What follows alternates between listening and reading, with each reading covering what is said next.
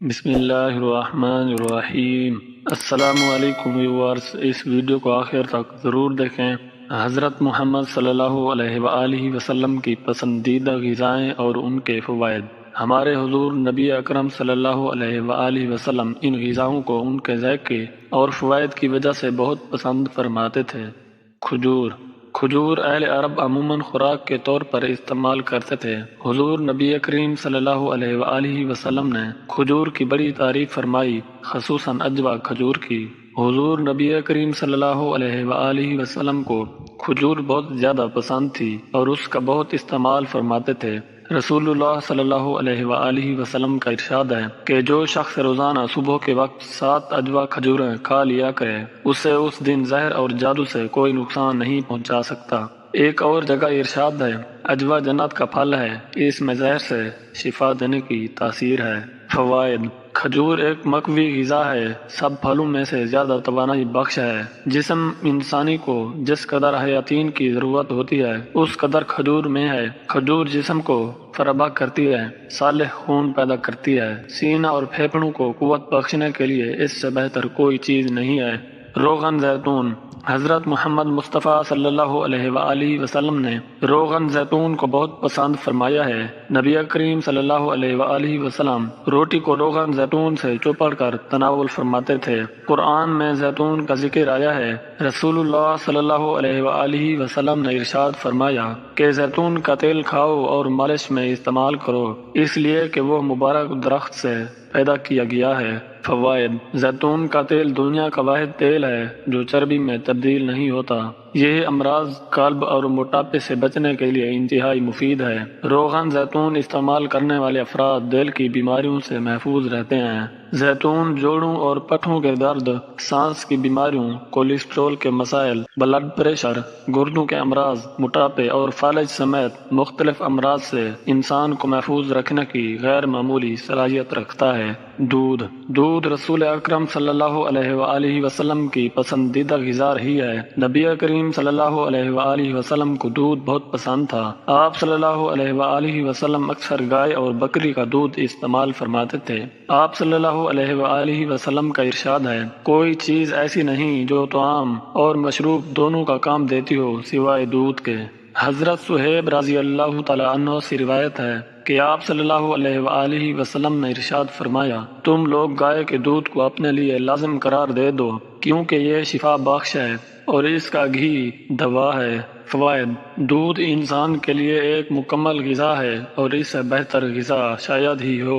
دودھ میں جسم کی ضرورت کے مطابق تمام اجزاء موجود ہیں جن سے جسم صحت مند رہ سکتا ہے اور اس کی نشو و نما صحیح ہو سکتی ہے۔ جن علاقوں کے لوگ دودھ استعمال کرتے ہیں ان کی عمریں زیادہ ہوتی ہے۔ شہد۔ رسول اکرم صلی اللہ علیہ وآلہ وسلم کو شہد بہت پسند تھا اور اس کا بہت استعمال فرماتے تھے۔ حضرت عائشہ رضی اللہ تعالی عنہا سے روایت ہے کہ آپ صلی اللہ علیہ وآلہ وسلم شہد پسند فرماتے تھے۔ شہد کی شفا بخشی کا ذکر قرآن میں بھی آیا ہے اور اسے موت کے علاوہ ہر مرض کا علاج قرار دیا گیا ہے۔ فوائد۔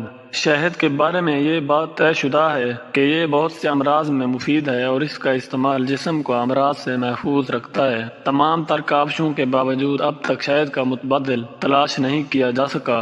شہد کی ایک خوبی اس کے رس کا جلد اثر کرنا اور قدرتی اینٹی بائیوٹک ہونا ہے۔ یہ حلق سے نیچے اترتے ہی خون میں شامل ہو جاتا ہے۔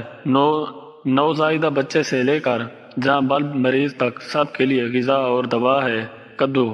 حضور اکرم صلی اللہ علیہ وآلہ وسلم کو سبزیوں میں کدو بہت پسند تھا۔ حضرت انس رضی اللہ تعالی عنہ سے حدیث مروی ہے کہ آپ صلی اللہ علیہ وآلہ وسلم ایک دعوت میں جو کی روٹی اور کدو گوشت کا شوربہ پیش کیا گیا۔ میں نے حضور نبی کریم صلی اللہ علیہ وآلہ وسلم کو دیکھا کہ پیالے کے کناروں سے کدو تلاش فرما کر تناول فرما رہے تھے۔ میں اسی روز کے بعد ہمیشہ کدو کو پسند کرنے لگا۔ فوائد۔ کدو ایک سبزی ہے جو ذائقہ میں لذیذ اور تاثیر میں زود ہضم، صحت بخش اور دماغی صلاحیتوں کو بڑھانے والا ہے۔ کدو جگر اور اعصاب کے لیے مفید سبزی ہے۔ جو کی روٹی۔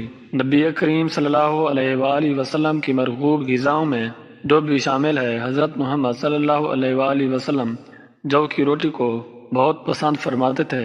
حضور صلی اللہ علیہ وآلہ وسلم نے اپنی ساری زندگی میں کبھی بھی میدہ کی روٹی تناول نہیں فرمائی۔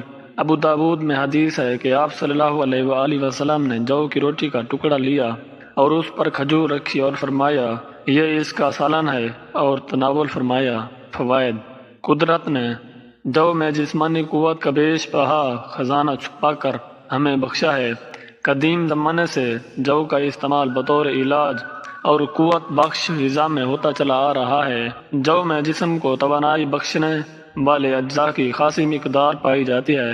اس میں 80% نشاستہ، لحمیات اور فاسفورس بڑی مقدار موجود ہوتی ہے جو بلڈ پریشر کو فائدہ پہنچاتا ہے، حدت کو کم کرتا ہے، پیاس بجھاتا ہے، جوڑوں کے درد کو فائدہ پہنچاتا ہے چونکہ زہریلے مادوں کو اخراج کرتا ہے، اس لیے مہاسے، چہروں کے دانوں اور اس سلسلے میں دوسری جلدی بیماریوں کو دور کرتا ہے۔ یہ ہماری جسمانی صحت کے لیے ٹانک کا درجہ رکھتے ہیں۔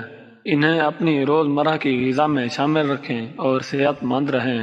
گوشت آپ صلی اللہ علیہ وآلہ وسلم کی مرغوب غذا تھی۔ حضرت صلی اللہ علیہ وآلہ وسلم نے فرمایا دنیا و جنت دونوں جگہ سب کھانوں کا سردار گوشت ہے۔ حضور اکرم صلی اللہ علیہ وآلہ وسلم نے شوربے والا اور بھنا ہوا گوشت شوق سے تناول فرمایا۔ حضرت ابو ہریرہ رضی اللہ تعالیٰ عنہ فرماتے ہیں کہ حضور اکرم صلی اللہ علیہ وآلہ وسلم کی خدمت اقدس میں کہیں سے بکری کا گوشت آیا، اس میں سے دست کا گوشت خدمت اقدس میں پیش کیا گیا۔ آپ صلی اللہ علیہ وآلہ وسلم نے اس کو دانتوں سے کاٹ کر تناول فرمایا۔ فوائد: گوشت جس میں انسانی کی صحت و توانائی کے لیے بہت مفید قرار دیا جاتا ہے۔ اس میں جسم کی طاقت و توانائی کے لیے اہم اجزاء ہوتے ہیں۔ اگر آپ کو یہ واقعہ پسند آیا ہو تو ہمارے چینل کو سبسکرائب کریں اور ویڈیو کو لائک اور شیئر ضرور کریں۔ ملتے ہیں اسی طرح کی ایک اور اسلامک ویڈیو کے ساتھ، تب تک کے لیے اللہ حافظ۔